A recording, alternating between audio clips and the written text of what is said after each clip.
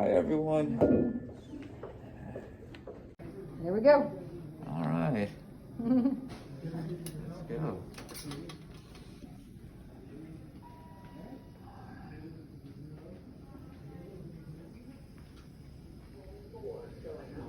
Oh. All right. Hi, how are you? Good, good.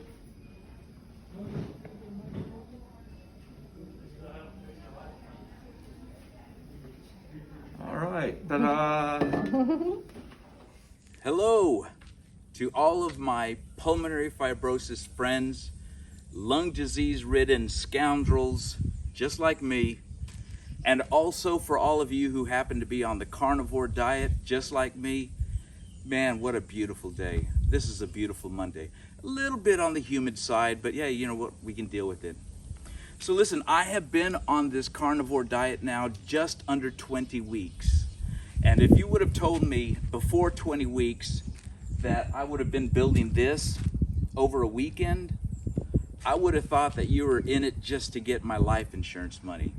But that's not the case. Hey, listen, this has been therapeutic, and it's also been a motivator. It's been a project that has increased my self-confidence and made me feel a lot better, because you know that when you have pulmonary fibrosis or any kind of lung disease, that when you have problems breathing, getting your oxygen, you get to that point where you just, and all you want to do is sleep. You just don't have the strength to do anything else. Also, if you're on a lot of medications, man, people are going to get upset at me about this, but if you're on a lot of medications, almost every one of them has that side effect of being very tired, very worn out, always making you feel like all you want to do is sleep all day. Anyway, there's a reason that I'm building this little carport. First of all, I am not a carpenter, so I'm hoping it'll hold up with at least 10 or 15 mile an hour winds. I think it'll be okay. The reason we're doing this is because the day after the big solar eclipse here, we had this hailstorm from hail. It was scary. I've never seen anything like that. We had, well, just look at the pictures. You can see both our cars were totaled. My daughter-in-law's car, hers was totaled. There was a lot of damage. And so, yeah, we probably need something to put our car under, just in case that happens again. All right, so listen, I'm gonna go back inside to the comfort of my desk, and we will talk more about this update. Stay tuned.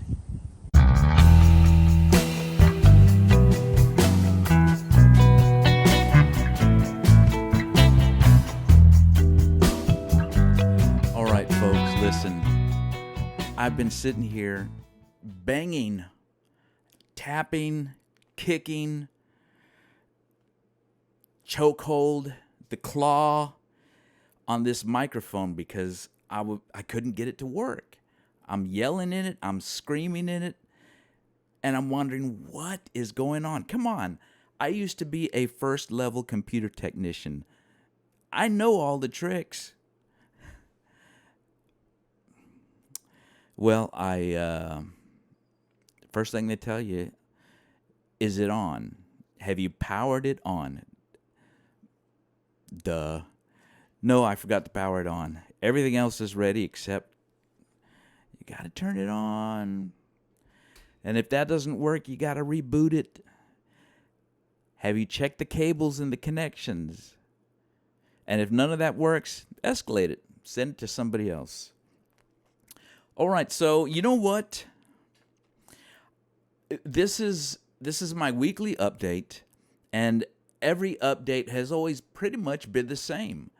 I'm on the carnivore diet. I feel amazing. I'm either losing weight or I'm fitting in my clothes a little better. Yeah, it's progression. So now I've gotten to this point where, it's kind of the same thing over and over again. And the redundancy is, although very important if you own a business, redundancy, disaster recovery. That's a whole new story. That's what I do now. So let's not talk about work for a moment. What I'm saying is I don't want to keep telling you the same thing over and over again. So I've been telling you the same thing week after week after week. Progression has been great. Losing weight, feeling wonderful, clothes fit better. You know, life is good. Thank the Lord. Praise the Lord. But I know that gets redundant, and it gets to where, okay, he's going to say the same thing week after week. So now it's time to change things up. And for me, things have been wonderful because of the carnivore diet. And you've heard my progression. You know how I feel about medications. My personal experience is that I have stopped all my medications except for one. I still continue to take one blood pressure medication. Used to be 4, now it's just 1. So you know how I feel about medications. I'm against them personally. One thing I have not incorporated yet into this whole lifestyle change of the carnivore diet is I have still not committed myself to doing any exercise. In spite of the amazing progression and the amazing transformation, now I'm really excited to see what changes are going to take place as I begin to incorporate exercise, which I have not done. And there's a reason for it. I've been scared. I've been scared. As someone with pulmonary fibrosis, you have seen my progress. You know that I have not just stopped the medications, but I've stopped the oxygen. And I've been doing pretty good. You know, I've been able to work outside. I've been able to take longer walks. I can go up and down hills. Getting downhill is not the problem, right? Getting up a hill is definitely a task if you have lung disease. So, considering that I want to really make a change as far as exercise goes, we've got a new journey to add. So, carnivore, I'm staying with it. And I'm going to talk about that in just a moment. The getting rid of the medications, I've already done that. So now, doing the exercise, will I have to use my oxygen again? I really don't want to. I really don't want to, because then it begins this mental game of there's a setback because now I need my oxygen. And I feel so good about not having to carry it around. It was such a cumbersome task, a burden to always have to carry a tank around or portable oxygen concentrator, keeping up with the the nose cannula. So I've been really good. I've been mentally really good about not using it. So I've got to convince myself that now that I'm going to start incorporating exercise, I will probably have to use my oxygen for exercise. Listen, I am not against using oxygen because your organs need oxygen. Your brain needs oxygen. You need oxygen. So it's a mental game. I know. I understand. It's a mental game.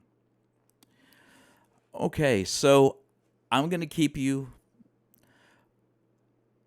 up to date now with what exercises I'm going to begin to do. Actually, you know what? I would like to know what your thoughts are. If you have pulmonary fibrosis, if you are a caregiver, caretaker. My wife always corrects me. It's not caretaker, it's caregiver. She doesn't sound like that. It's caregiver, okay. If you are a caregiver, what are your suggestions for exercise? I know we have the same old, you need to walk, you need to walk. Listen, I'm walking. I want something more intense. I want to push myself. Maybe it's weights. In fact, I want to do weights. I want to do resistance training, which I have not done in years. In fact, I have never really even considered it much once I was diagnosed with pulmonary fibrosis. So listen, tell me what you think. I would like to know, what are your ideas? Where should I start? What should I begin with? And how soon will I be able to enter the Mr. Olympia contest? I want to know. I want to know. So help me out there, okay? The other thing I said I wanted to address was the carnivore diet. You know what? Last week, if you saw my last update, I said I'm going to be transparent always. I told you that I've incorporated vegetables back into my diet. I've incorporated fruits back into my diet. And then I started getting these comments that made me rethink vegetables. Are you really getting natural vegetables these days? The closest you will probably get is at a farmer's market. You're not going to get it in your grocery store. I'm sorry. That's just, it's not going to happen. Your grocery store vegetables are always going to be manipulated somehow by some kind of chemical or something. So the closest you can get to all natural is probably from a farmer's market, or unless you have your own vegetable bed. I'm not against vegetables, but I have decided, okay, I'm going to do away with the vegetables. I'm going to do away with the fruit, and I'm going back to my strict carnivore diet. Golly, that means more steak, more bacon, more butter. Somebody's got to do it, right? Okay, so the other question I have for you is help me understand more about vegetables today and fruits, produce. Listen, why do we have organic and not organic labeled fruits or vegetables? Why are they offering two types? What is it? I don't know. I haven't done the research, so I don't know what organic really means, other than they charge you more for it. So is it a ploy? Is it something that's real? I don't know. So you help me. Help me understand what does organic mean? And are the produce that you get in your local grocery store really natural? I would probably, matter of fact, I'm going to say no, they're not. Until somebody can teach me and inform me and say, yes, Rob, they are, because of this and because of that and because of the other. So, yeah, I am not the leading authority on produce. Nor am I the leading authority on the carnivore diet, but I can tell you from experience, it works. It's amazing. All right. I'm keeping this short. I don't want to take up too much of your time. You guys have been so awesome watching these videos, sharing your time with me, your personal time. And I feel like I have all these friends now. And I really appreciate your comments, your feedback. It's a learning experience. And if you have pulmonary fibrosis like me, if you're on a CPAP machine like me, yes, I'm on a CPAP machine. If you're still a little rotundus around here like me, then I'm hoping that you learned something from this series from my channel. Let's learn something together, okay? And, you know, I'm not against doctors. I've always just said this. Learn from people who have done and been through what you're going through. All right. God bless you. We'll talk to you soon. Bye-bye.